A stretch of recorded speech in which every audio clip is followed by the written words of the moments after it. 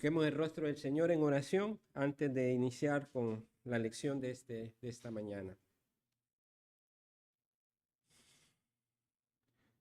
Padre amado, te damos gracias en el nombre de Jesucristo, tu Hijo amado, por este día tan especial, el día para los creyentes más esperado de la semana, el día donde venimos con un corazón dispuesto a adorarte, a rendir nuestra vida, a humillarnos ante tu trono de gracia, porque sabemos que necesitamos de ti, Señor.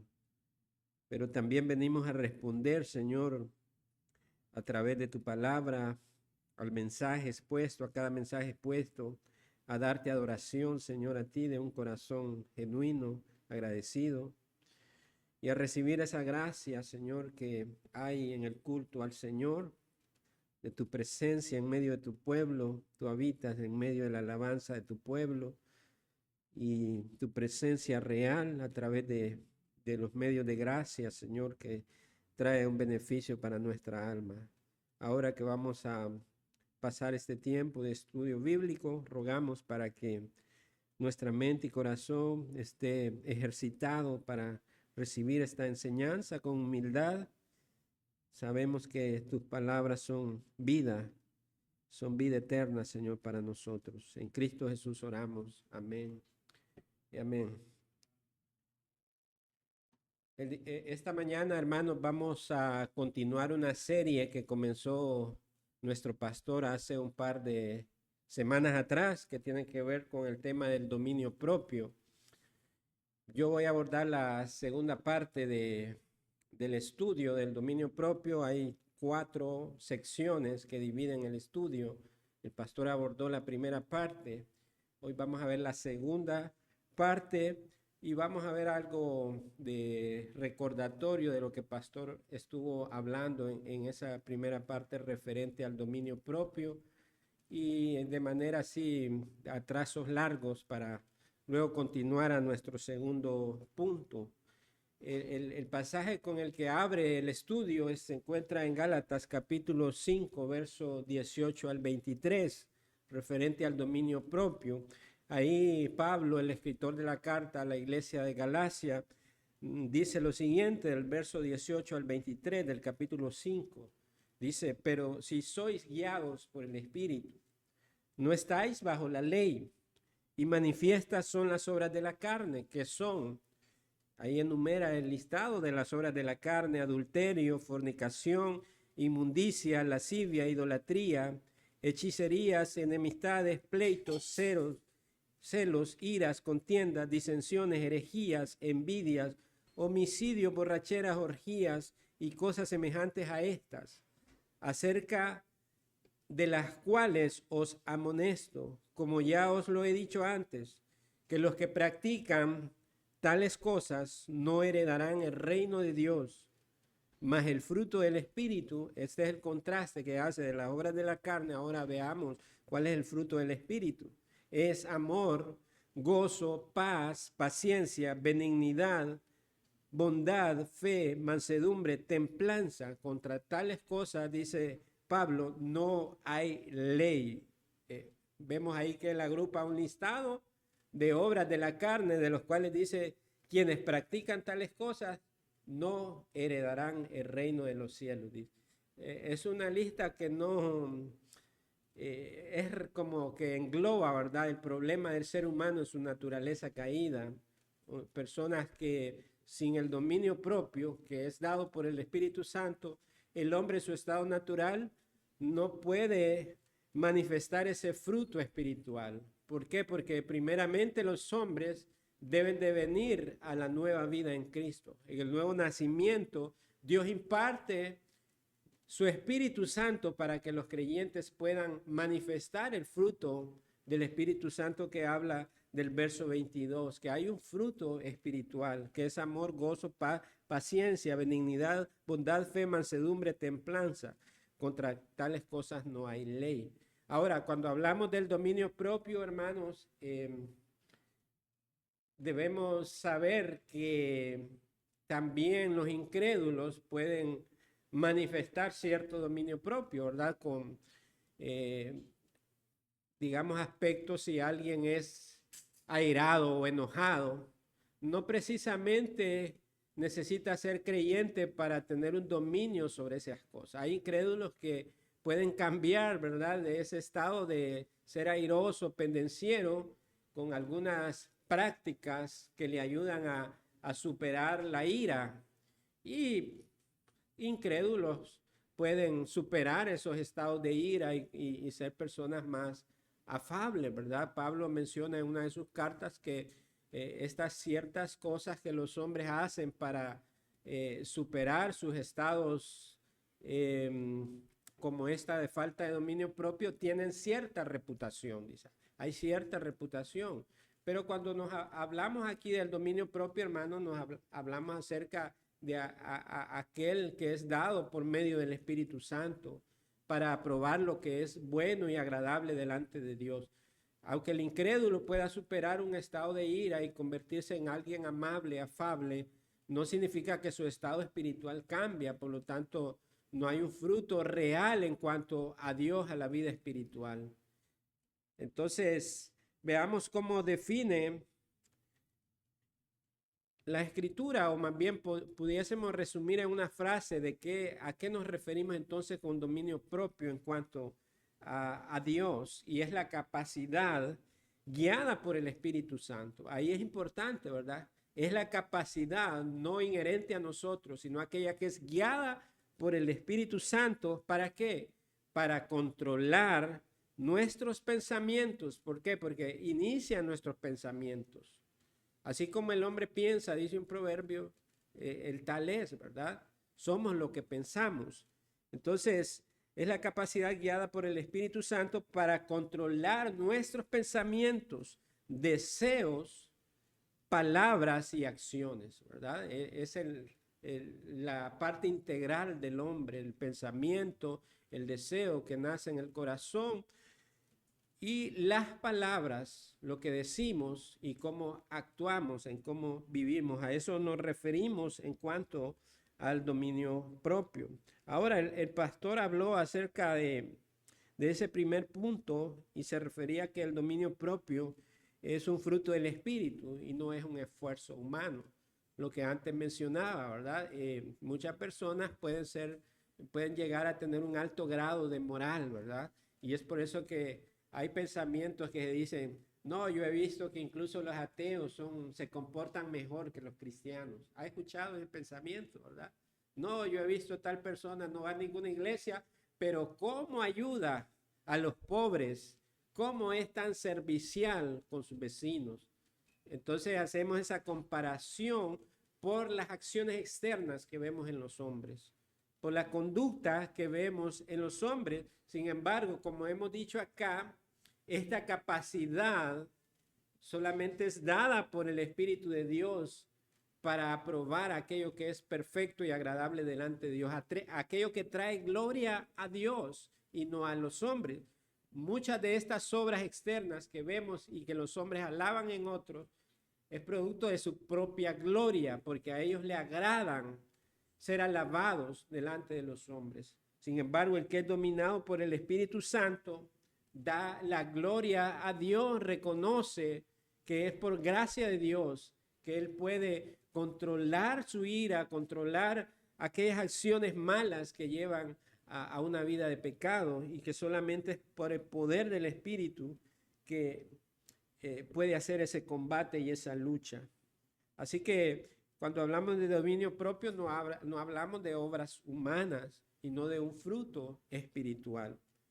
El dominio propio no nos pone bajo la ley, sino bajo la gracia, porque no demanda esas obras que cumplir, sino que a través de la gracia de Dios hay una libertad en que el cristiano opera, guiado por el Espíritu Santo.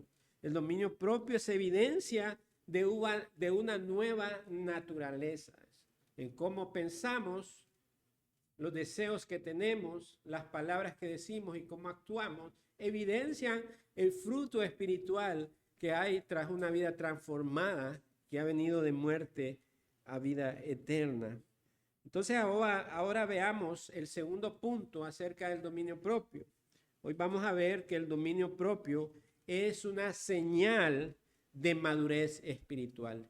El dominio propio, en el primer punto que abordó el pastor, se refiere que no es una obra humana, sino un fruto espiritual. Ahora veremos que el dominio propio es una señal de madurez espiritual. La madurez espiritual, hermanos, se manifiesta en control y no en impulsividad. Vamos a ver ahí unos ejemplos bíblicos de creyentes, incluso discípulos que anduvieron con el Señor Jesucristo, ¿verdad? Si alguien pudiese decir que el maestro más perfecto con el cual podría un ser humano aprender era el Señor Jesucristo. Pero vamos a ver algunos ejemplos que incluso aquellos que anduvieron con Jesucristo, compartieron con Él, anduvieron día y noche, manifestaban esos impulsos agresivos que no reflejaban esa vida controlada del espíritu, pero también vemos cómo a través de ese trabajo espiritual, de esa gracia de Dios en sus vidas, cómo ellos pasaron de ser impulsivos a ser personas afables, amorosas, de tal manera que Dios les entregó, les confió la grey, su propia grey, para que fueran pastoreadas por ellos. Así que en la escritura, hermanos, la madurez espiritual nunca se mide por la edad. La madurez espiritual, en primer lugar, debemos saber que no se mide por la edad. ¿A qué se refiere? A una edad física, ¿verdad? Podemos tener en la iglesia personas de avanzada edad, ancianos. Generalmente se tiene la idea de que el anciano es alguien sabio, que es alguien que tiene escuela de la vida, que por lo tanto debe de reflejar una madurez en su vida. Pero no, nosotros encontramos que hay ancianos que no manifiestan una madurez, que en realidad son gente que son casi como niños infantiles, son cascarrabias, que siempre están enojados, que no se les puede decir nada, son tercos, lo que se denomina como boomerang, ¿verdad? Son gente que nadie los saca de su forma de pensar, aunque se les presente claramente que están equivocados. Entonces la edad, hermanos, no es sinónimo de una madurez y sobre todo espiritual. Puede haber un joven incluso dentro de la iglesia que manifieste más madurez espiritual que un anciano. Entonces no depende de la edad. Tampoco depende esa madurez espiritual del tiempo en la fe o la cantidad del conocimiento bíblico, ¿verdad? Algunos dicen, no, yo fundé esta iglesia, ayudé a fundar esta iglesia.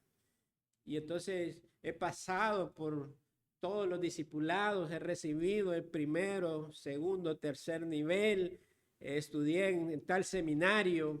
Y entonces tiene la idea de más conocimiento acumulado, es sinónimo de madurez espiritual. Pero alguien puede haber recibido capacitaciones, conocimiento, y sin embargo ser alguien inmaduro en la fe, porque no es un asunto de conocimiento intelectual, sino una transformación de vida, un conocimiento aplicado en la práctica, que se ve reflejado en el dominio propio, en cómo reacciona, en cómo acciona en momentos donde requiere el carácter del hombre de Dios. Veamos un ejemplo de esto que les mencionaba, un ejemplo bíblico de alguien que estuvo a la par del Señor, que siempre era el primero en responder.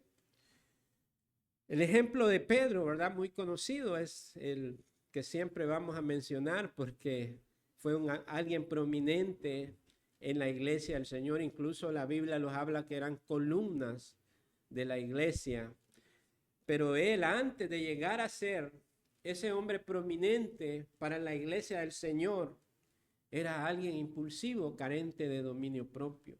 Y muchos podemos identificarnos con él también. Pedro es el ejemplo de que alguien puede tener al más grande y extraordinario maestro y sin embargo manifestar una vida llena de impulsos sin control. Lo vemos en Juan capítulo 18, verso 10 al 11. Ahí recordemos que previo al arresto del Señor Jesucristo vienen los soldados, ya Judas había entregado por unas monedas al Señor, había dado la señal de quién era este hombre cuando iba a dar su beso. Entonces los discípulos están así alrededor y llegan los soldados. Usted vea la escena. El Señor ya les había manifestado que su reino no es de este mundo, sino un reino de justicia y de paz. No un reino de espada que impone sobre la fuerza, sino un reino espiritual que con la verdad, el amor, con el testimonio eficaz, tiene el poder de transformar y alumbrar a aquellos que están en oscuridad.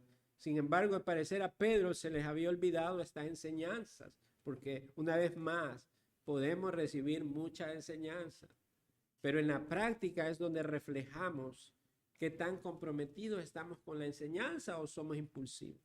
Entonces llegan estos soldados y uno de ellos es Malco, ¿verdad? Venía a arrestar al Señor Jesucristo. ¿Qué hace Pedro? Inmediatamente su impulso es defender físicamente al Señor Jesucristo. Saca su espada y corta la oreja del soldado Malco. Y entonces nos dice la Escritura que hirió al siervo del sumo sacerdote y le cortó la oreja derecha, y el siervo se llamaba Malco. Jesús entonces dijo a Pedro: mete tu espada en la vaina. La copa que el Padre me ha dado, ¿no la he de beber? O sea, Pedro estaba ignorando la misión divina por la cual Cristo había venido a servir a este mundo, a la humanidad, dar su vida en rescate por la humanidad. Pero él estaba pensando en términos físicos y su impulso, su ira, le llevó a dañar a su prójimo. Luego vemos más adelante otras acciones impulsivas de Pedro, ¿verdad? Vemos cuando él siempre daba ese paso adelante antes que nada. Él dice: Señor, aun cuando toditos te abandonen, yo, Señor, yo voy a estar ahí hasta las últimas, Señor.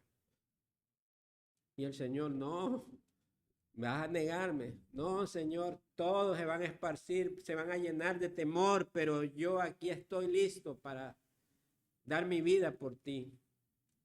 Y entonces el Señor en Juan capítulo 26, verso 33, respondiendo Pedro en lo que estaba diciendo: aunque todos se escandalicen de ti, yo nunca me escandalizaré. Jesús le dijo: de cierto te digo que esta noche, antes que cante el gallo, me negarás 3 veces. Pedro le dijo: mire, ni siquiera le importó que le haya dicho 3 veces vas a negarme, no solamente una. Aunque me sea necesario morir contigo, no te negaré. Y llevados por el impulso de Pedro emocional, dice que todos los discípulos dijeron lo mismo. Dice. Se unieron a Pedro de manera impulsiva, porque muchas veces, hermanos, somos como Pedro, como este Pedro. Nosotros somos impulsivos emocionales en cuanto al Señor. Sí, Señor, estaré contigo porque tú me has salvado, porque tú me has amado, porque tú me has provisto, y estaré dispuesto hasta el último aliento de mi vida a servirte, a honrarte. Ajá. Pero al domingo siguiente ya no lo vemos congregándose. Y entonces hay miles de excusas para no participar de los deberes del cristiano. Y entonces allá por la semana aparece la misma persona haciendo promesas a Dios. ¿Por qué? Porque muchos dentro de la iglesia viven un cristianismo emocional. Están esperando simplemente que el Señor les esté resolviendo sus problemas, les esté sacando de deudas, les esté sacando de situaciones particulares, y entonces el condicionante es: el Señor está respondiendo, Señor, voy a entregarlo todo, este año sí voy a servirte. Es como cuando iniciamos año, ¿verdad? Las típicas: no, este año voy con todo, nadie me para. Ya la segunda semana de enero ya se le acabó el gas, ¿Por qué? Porque la fe del cristiano no está depositada en las emociones humanas. La fe del cristiano debe de estar firme en Cristo, en su palabra, en su verdad. Y esa es la ancla inamovible del cristiano. Así que vemos entonces, hermanos, que la madurez espiritual no se mide por cuánto tiempo tenemos en la iglesia al Señor. No se mide por cuánto conocimiento bíblico, si manejamos los idiomas hebreo, griego. No se mide por todas estas cosas. Se mide por cómo es gobernado su carácter en todo momento y en toda circunstancia. El creyente maduro no es aquel que siente menos tentaciones. Usted dice, es maduro, no tiene muchas tentaciones, hermano, ni siquiera peca. No, hermano, sino aquel que no es gobernada por ellas. Todos los cristianos, hermanos, independientemente del tiempo en que estemos perseverando en el Señor, ya sea que usted tenga 2 años, 5 años, 10, 20 años, estamos en la misma lucha de como cuando iniciamos, porque bregamos con los mismos pecados. El pecado nos asedia, nos dice la carta de Hebreos, pero no es aquel que siente menos tentaciones, sino que aquel que no se deja gobernar por esa seducción del pecado. Porque busca agradar a Dios, busca aprobar lo que es bueno y edificante. El apóstol Pablo, al hablar de su propia vida, utiliza la ilustración del atleta. Nos dice en 1 Corintios 9, 25 al 27, que todo aquel que lucha, de todo se abstiene, dice. Entonces nos presenta la ilustración del atleta, ¿verdad? Y usted puede pensar cómo es el atleta. El atleta que va a participar en una carrera, en una competencia, se abstiene ¿de qué? De no comer baleadas, de no estarse alimentando insanamente, de estar tomando mucha agua, del ejercicio, de la disciplina, de toda esa masa muscular que requiere de la práctica. Si va a ser una maratón, de estar yendo a correr, no es que va a ir de un día para otro a participar. Entonces requiere un esfuerzo, una lucha constante de abstenerse de aquellas cosas que le agradan. ¿A cuántos no nos agradan las chuletas, los tacos? Pero aquel que se prepara para participar en una competencia se abstiene de estas cosas. Entonces Pablo dice, golpeo mi cuerpo y lo pongo en servidumbre. Y aquí nos está recibiendo a prácticas ascetistas, ¿verdad? Como aquellos que golpean literalmente su cuerpo, que laceran su cuerpo, pensando que la materia es mala y que solamente el espíritu debe ser alimentado. Esa práctica la vemos en la iglesia papista, ¿verdad? Donde en las peregrinaciones la gente va de rodillas 1 kilómetro pagando votos a tales vírgenes. Ese no es el propósito de una vida piadosa o del crecimiento, de manifestar una vida espiritual, sino abstenerse de aquellas cosas que dañan la vida espiritual del cristiano. Esa es la comparación que Pablo hace con un atleta. La vida cristiana, hermanos, requiere dominio, enfoque y renuncia voluntaria. Estas 3 cosas requiere la vida cristiana: dominio, enfoque y renuncia voluntaria. El creyente inmaduro vive reaccionando. Siempre se es reaccionario, todo le molesta. El creyente inmaduro le molesta la exhortación, le molesta cualquier cosa, reacciona de manera negativa. Pero el creyente maduro vive discerniendo las cosas, recibiendo el consejo de la palabra del Señor.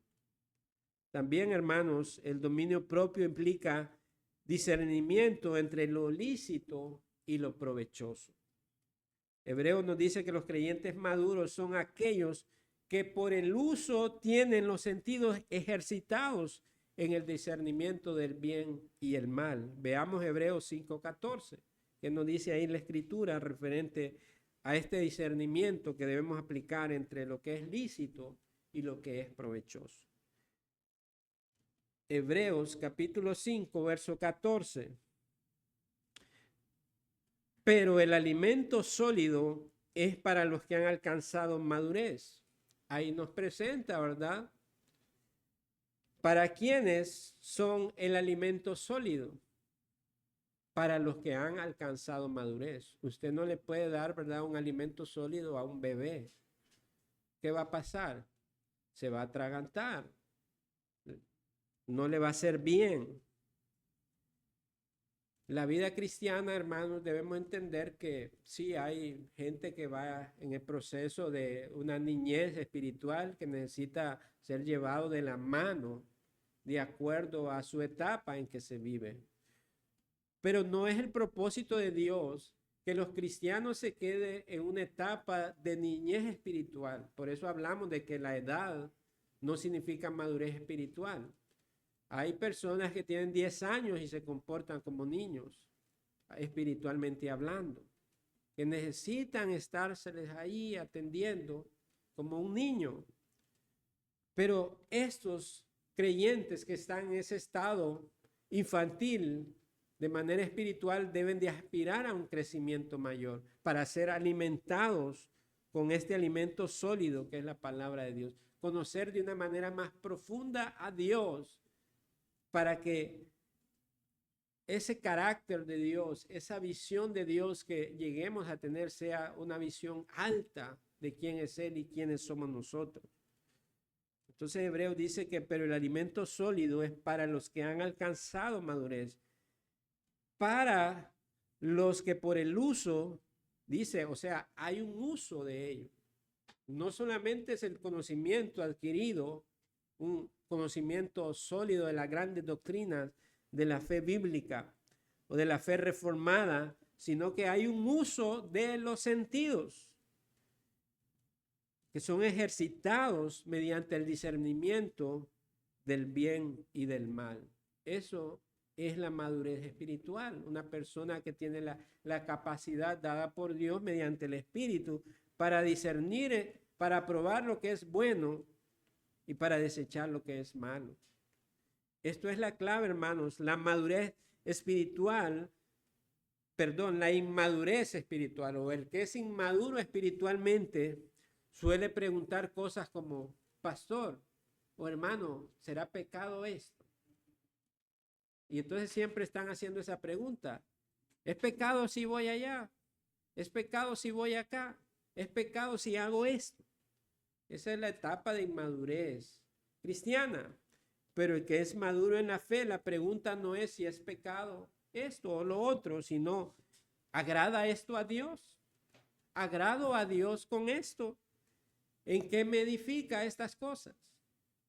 ¿Me acerca más a Cristo o me aleja más de Cristo? Entonces el que es maduro en la fe no anda preguntando, ¿será pecado esto? Le voy a preguntar. No, más bien se está utilizando el discernimiento espiritual para probar lo que es correcto. Entonces note ahí que no se desecha el conocimiento bíblico de la palabra de Dios, porque ¿cómo vamos a probar lo que es correcto si no tenemos el conocimiento?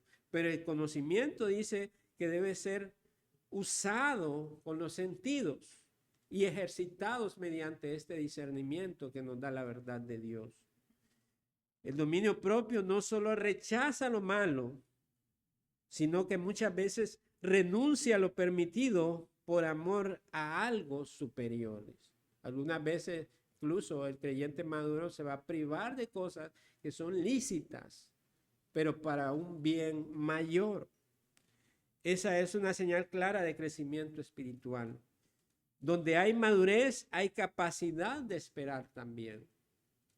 Porque eso es control, ¿verdad? Es dominio propio. Hay capacidad de esperar, de decir no, de posponer gratificaciones y de someter deseos legítimos al señorío de Cristo. Buscamos un bien mayor, no buscamos un bien propio. Pablo siempre buscaba, dice, el beneficio de los demás antes que los de él. Eso debe de ser lo que nosotros debemos encarnar en nuestra vida cristiana. También la falta de dominio propio revela inmadurez, aunque haya dones, hermanos. Muchas veces pensamos que los dones son sinónimos de madurez espiritual o de dominio propio. Nos dejamos llevar por el carisma de las personas, de la oratoria, de las cosas que puede hacer, que pensamos que eso es madurez espiritual. Y dígame si no, estas cosas no han traído gran desorden en las iglesias hoy en día.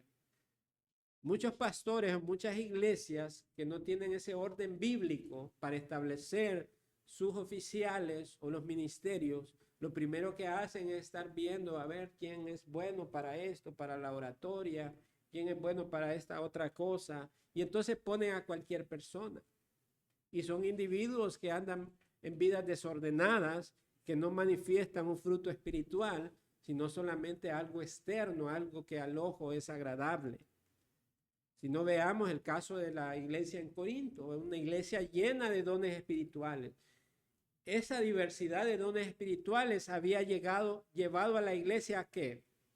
A orgullecerse, a estar peleándose entre ellos por quién tenía el mejor don. Y entonces Pablo escribe a esta iglesia desordenada que manifiesta que aun cuando una iglesia pueda verse esta diversidad de dones, no significa que hay una madurez espiritual en los creyentes.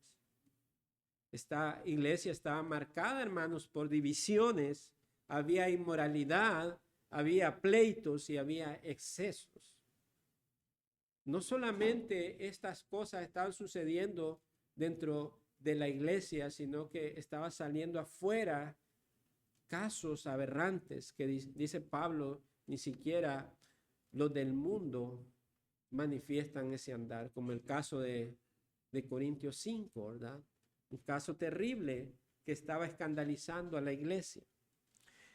Esto nos enseña, hermanos, que los dones no garantizan madurez.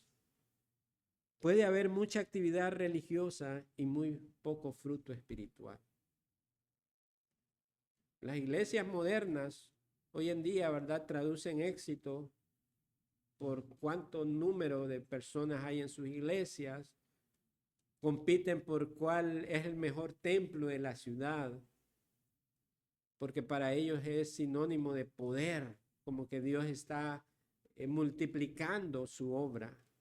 Entonces vemos aquellos templos lujosos, una gran cantidad de personas, miles de personas visitando estas iglesias en cada servicio, ofrendas extraordinarias, grandes cantidades de dinero, otros bienes por ahí que se meten a invertir en estas iglesias. Pero esto, hermanos, no representa que sea una iglesia de Cristo. Lo que es visible al ojo humano, al éxito humano. Porque si están torciendo las escrituras, si están siendo expuestos por la falsa doctrina, esa no es una iglesia de Cristo, sino lo que la Biblia dice, sinagoga de Satanás. Entonces, hermanos, no podemos poner el énfasis en lo visible, aun cuando sean dones, sino en la manera en cómo estamos conduciendo nuestra vida, en la práctica, en el ejercicio, el uso del discernimiento entre el bien y el mal. El dominio propio es una evidencia más confiable, es la evidencia más confiable de madurez que la elocuencia. Es mejor a alguien que tenga dominio propio que a alguien que sea elocuente. El liderazgo o la visibilidad ministerial. Donde hay crecimiento real, el carácter se fortalece y los impulsos dejan de gobernar. Entonces hay un crecimiento que es real en la práctica, que se manifiesta en esos frutos espirituales, que hay gozo, hay paciencia, hay mansedumbre, hay fe, hay templanza en la vida de ese creyente que está creciendo. Y muchas veces, hermanos, honestamente, el dominio propio siempre va a ser requerido, no importa si sea un pastor, si sea un diácono, todos vamos a estar en esa carrera de ese dominio propio, auxiliados por el Espíritu Santo. Porque honestamente, ¿quién, verdad, no se enoja en algunos momentos? ¿Quién no es impulsivo para responder, no solamente dentro de los asuntos ministeriales, sino en el hogar? Somos impulsivos con nuestros hijos, somos impulsivos con nuestras esposas, con nuestras relaciones personales en el trabajo. Es algo que siempre va a estar afectando nuestra vida. Sin embargo, lo que nos habla aquí de la madurez espiritual no es que nunca vamos a tener momentos de impulsos, porque nadie va a llegar todavía a esa perfección, sino que alguien no sea acusado de vivir una vida descontrolada, desordenada, que siempre esté en pleitos, que siempre esté en divisiones, que siempre esté en chismes, que siempre esté en murmuración, que sea una constante en su vida. Una vida controlada, una vida sujeta a ese dominio propio en el poder del Espíritu Santo, cada vez lucha contra ello y cada vez minimiza ese efecto dañino para él. También, hermanos, la madurez espiritual produce estabilidad y perseverancia. Eso es el beneficio de la madurez espiritual. Hay estabilidad en el creyente y hay constancia, es alguien perseverante. El creyente que crece en dominio propio no vive en constantes altibajos espirituales. No es aquel que hoy sí o mañana no. No es aquel que la carta a Santiago dice que es de doble ánimo. Una persona de doble ánimo no puede ser confiable en los negocios del Señor. Por eso allá el Señor Jesucristo fue fuerte en la definición de quiénes son los discípulos de Él. Porque muchos querían seguirle, pero otros andaban en su business, ¿verdad? No era una sinceridad. Otros andaban porque querían ser alimentados, recibir una sanidad, recibir un beneficio personal. Otros eran impulsivos, tal como Pedro. Decía, Señor, te seguiré donde quiera que vayas. Bueno, el Señor le dice, el Hijo del Hombre no tiene dónde recostar su cabeza. O sea, no esperes aquí un beneficio personal para tu vida si has de seguirme, sino al contrario, una autonegación constante, que significa tomar su propia cruz, negarse a sí mismo y seguirme. Otro por allá, ¿verdad? Señor, te seguiré, pero primero deja que vaya y entierre a mis padres. Y así muchos llegan en sus propios términos al Señor. Y el Señor tiene que dejar claro estas cosas. ¿Por qué? Porque no es aquel que va a hacerlo en sus propios términos emocionales. La emoción es engañosa, hermanos. No confiemos en nuestras emociones. El mundo dice, confía en tu corazón. Pero la Escritura nos dice que engañoso es el corazón más que todas las cosas. ¿Y quién lo conocerá? Dios. Dios conoce las intenciones, los deseos de su propio corazón. Por eso Eclesiastés dice, cuando hagas votos a Dios, no tardes en cumplirlo, porque Él no se agrada de aquel que promete. Entonces, debemos tener cuidado en cuanto nos acercamos a Dios, que no sean nuestros propios términos en esos constantes altibajos espirituales, en una vida de doble ánimo. Usted debe de aspirar a crecer, a formar su carácter en Cristo y no en sus emociones. Aprenda a perseverar, a mantenerse firme cuando las emociones cambian.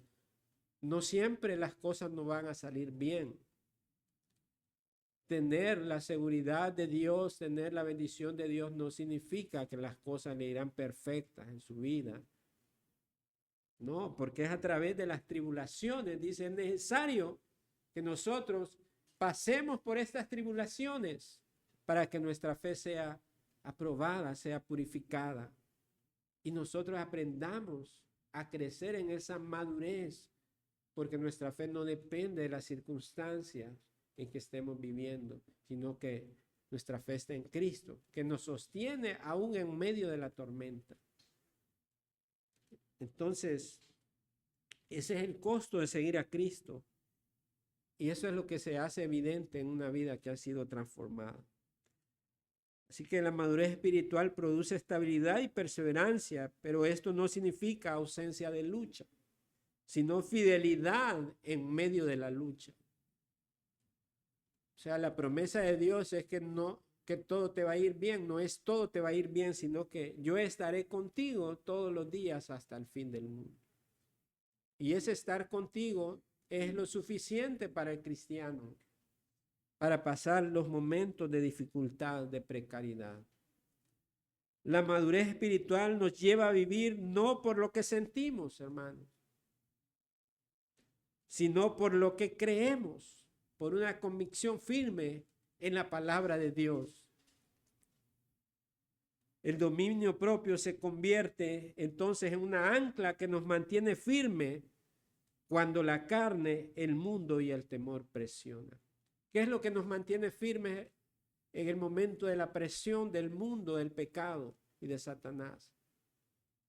La palabra de Dios, el temor hacia Dios, el no deshonrar a Dios.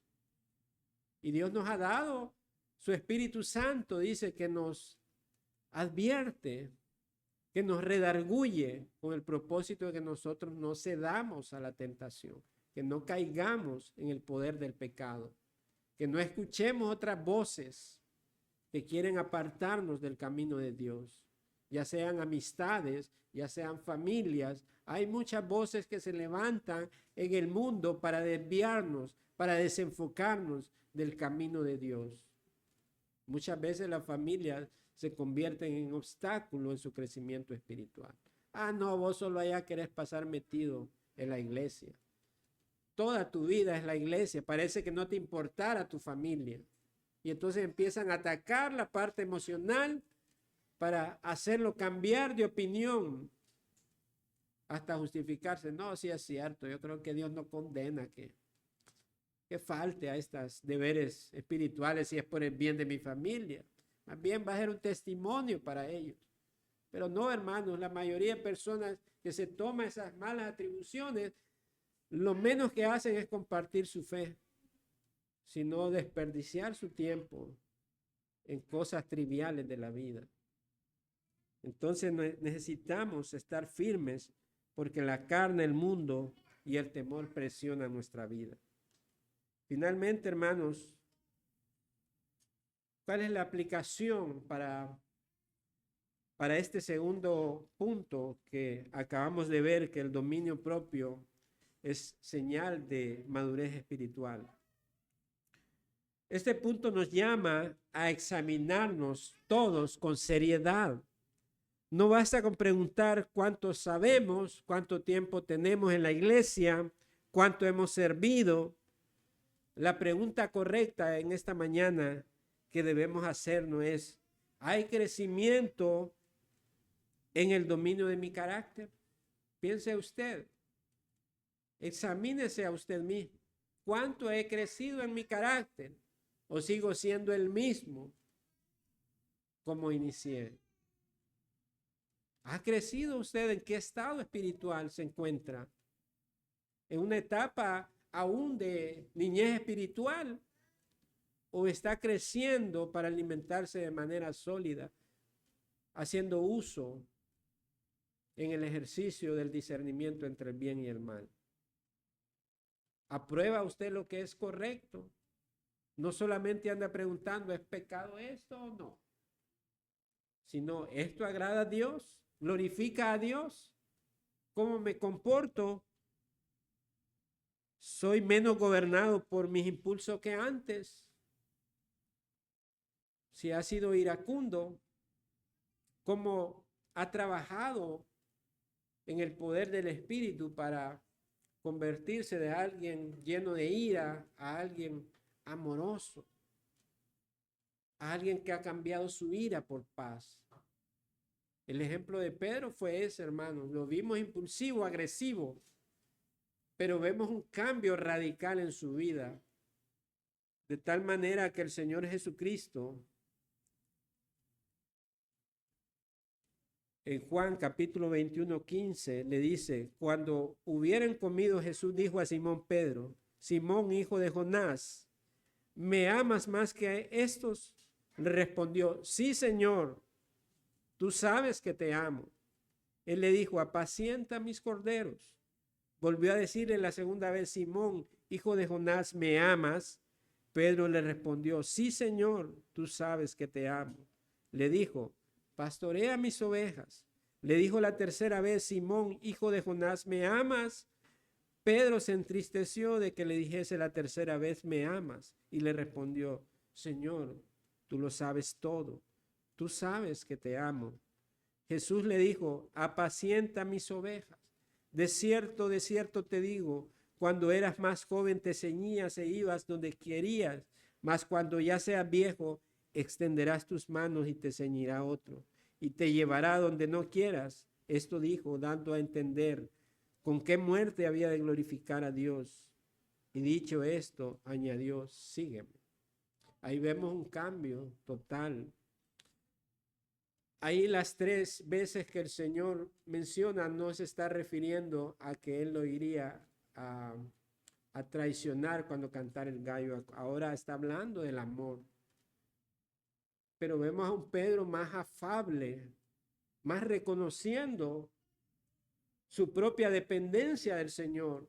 Porque tras la respuesta de decir, sí, Señor, te amo, tú lo sabes, Él está reconociendo que el Señor conocía lo que había en realidad en su vida, que a pesar de que era un débil pecador, su amor ahora era genuino, no algo producido por el impulso de la emoción. Y que aquellas palabras que dijo por impulso, un día de decir que estaba dispuesto a dar su vida por él, se harían realidad ahora. Pero hubo una transformación en su carácter por el poder del Espíritu Santo. ¿Qué lo llevó a eso? A ser alguien confiable de una tarea tan extraordinaria como apacentar la grey del Señor. Y así lo describe sus cartas. Él pastoreando a la grey del Señor. Él tomó ejemplo de cuánto el Señor le perdonó, le amó a pesar de sus impulsos, de sus debilidades, para llevarlo a ser un hombre en el servicio al Señor, a dar su vida por el Señor. Que esa sea nuestra meta también. Tal vez sea como Pedro en este momento, alguien aguerrido, impulsivo, emocional. Dios no lo descarta, Dios le ama, pero lo va a llevar a pasar por los momentos dolorosos de probar su fe con el propósito de purificarlo, de convertir su impaciencia en paciencia, de transformar obras de la carne a fruto espiritual que le glorifique, para que usted sea confiable en la obra del ministerio. Que el Señor nos ayude, hermanos, a caminar en esta madurez espiritual. Oremos al Señor. Padre amado, te damos gracias en esta mañana porque tú eres un Dios fiel y misericordioso. A pesar de nuestra torpeza, Señor, a pesar, Señor, de nuestra infidelidad, tú permaneces fiel a tu pacto, Señor. Pero también, Señor, nos exhorta en esta mañana a abandonar actitudes que dañan nuestra vida espiritual por cimentarla a través de nuestras emociones. Nuestras emociones no son confiables, son volátiles, Señor, son cambiantes y eso no nos sirve, no nos beneficia para tener esa fidelidad contigo y para servir a los demás. Pero reconocemos, Señor, que esta madurez no llega de la noche a la mañana, sino que es un trabajo diario, constante, en humildad, reconociendo que necesitamos de ti. Pero te damos gracias porque el Espíritu Santo está a nuestro lado para llevarnos de la mano, ayudarnos a crecer y mirar a Cristo cada día, Señor, nuestro supremo ejemplo. No hay otro mayor ejemplo que el Señor Jesucristo. Pero también, Padre, ese ejemplo lo hemos visto modelado en hombres, en siervos de Dios, a través de regalos que nos ha dado, pastor, diáconos y cualquier hermano en la fe que manifiesta esa madurez, ese fruto auténtico. Ayúdanos a crecer junto a ellos, Señor, para la gloria de tu nombre. En Cristo Jesús oramos. Amén. Amén.